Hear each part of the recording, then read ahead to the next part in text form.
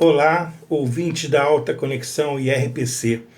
Vocês que acompanharam as finais do Campeonato Brasileiro Sub-17 através da nossa rádio, com certeza estão comemorando, vocês que são flamenguistas estão comemorando, e com muita justiça, o título de campeão brasileiro Sub-17. Aliás, bicampeão brasileiro Sub-17, porque o time do Flamengo, da categoria, né, Sub-17, é o melhor time do Brasil na atualidade. Existem grandes outros times que compõem esse eixo, o próprio Vasco, que fez a final, o São Paulo, o Fluminense, o Palmeiras, Atlético Mineiro. Na verdade, as grandes equipes da Série A do futebol também têm nas suas bases grandes jogadores, e não é diferente no Sub-17. E a gente teve a oportunidade de cobrir a final, né, dessa temporada entre Flamengo e Vasco da Gama. O título ficou na cidade do Rio de Janeiro, né, no estado do Rio, e muito merecidamente. Os dois times fizeram uma primeira partida na quinta-feira passada, em que o Vasco ganhou por 3-1, o time do Flamengo jogando uma partida muito boa, né, muito interessante, porque conseguiu neutralizar todos os pontos fortes do time do Flamengo, e aí com isso levou a grande vantagem para a final, que foi nessa segunda-feira à noite em Volta Redonda. E aí o que se esperava? Muito se pensou que o Flamengo não conseguiria tirar essa diferença, ou que o Vasco aplicaria uma nova goleada, porque quando você tem a vantagem e joga contra um adversário que precisa fazer o resultado, você entra bem mais confortável na partida. Só que hoje, quando o jogo começou, a gente teve a sensação de que o Flamengo jogaria diferente, né? Jogaria o que vinha jogando na temporada, né? Foi o melhor time na competição, com mais vitórias, menos derrotas, e aí você teve a possibilidade de ver um jogo muito diferente. A gente viu o time do Flamengo no último minuto, para começar a partida, ainda no aquecimento, perdeu o seu zagueiro titular, teve que entrar o reserva, o JP, que entrou no primeiro tempo. Apesar de o Flamengo estar fazendo um primeiro tempo muito intenso, quando sofreu um contra-ataque da equipe do Vasco, ele sofria muito, porque eu penso assim, né?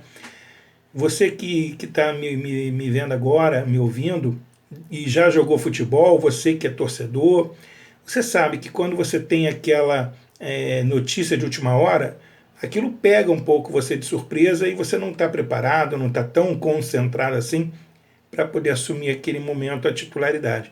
E para mim foi o que aconteceu com o JP, que no primeiro tempo falhou muito na reposição de bola, nas rebatidas, e por pouco o Vasco não abriu o placar naquele momento.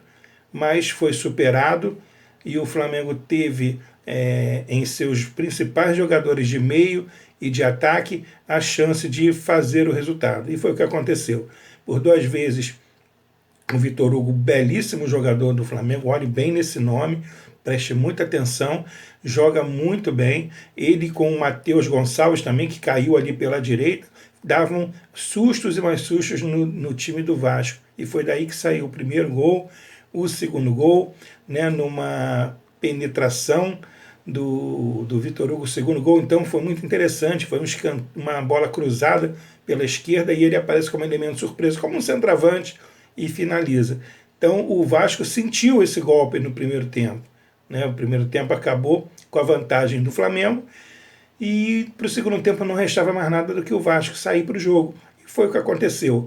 O Vasco saiu para o jogo, perdendo de 3-0, um gol o colocava de novo na competição, pelo menos para a disputa dos pênaltis. E o Vasco começou o segundo tempo buscando esse gol, tentando, algumas alterações foram feitas, mas o Flamengo conseguia se segurar, saía muito pouco para o contra-ataque. Não digo que o Flamengo do segundo tempo, de repente, optou em jogar com o regulamento debaixo do braço. Não, longe disso.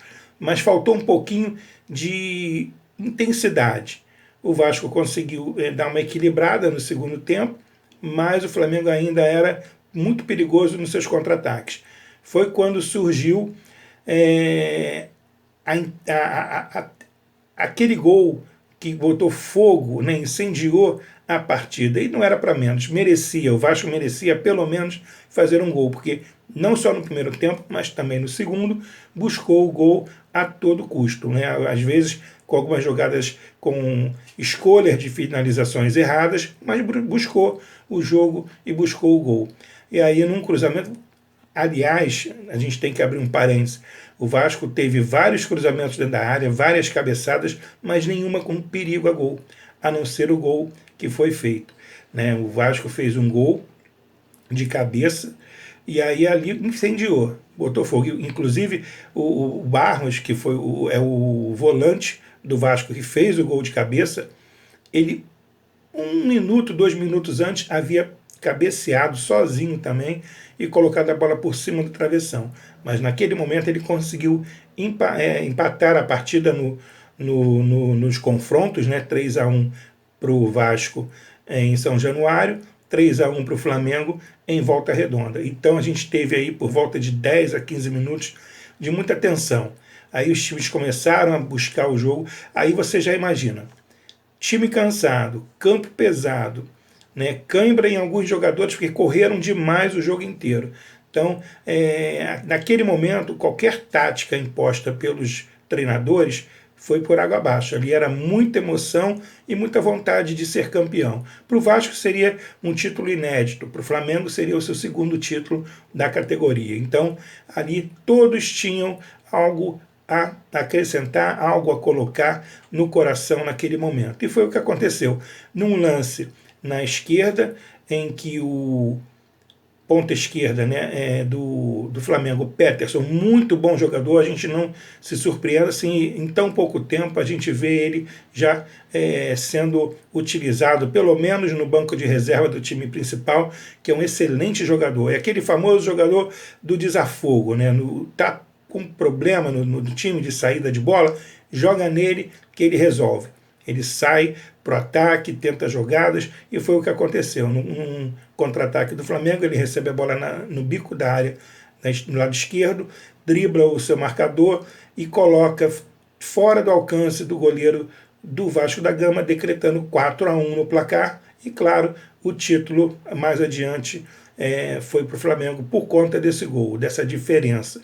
E ele fez a diferença, porque é um jogador, como eu falei, assim como o Matheus Dias, o próprio Vitor Hugo e muitos outros jogadores que o Flamengo tem no elenco, que são jogadores que prometem muito ainda a gente fala ainda se continuarem no Flamengo, porque no futebol brasileiro os jogadores no sub-20 até no sub-17 já saem direto para times na Europa, né? Já são vendidos muito cedo e muitas das vezes nem passam pelo time principal.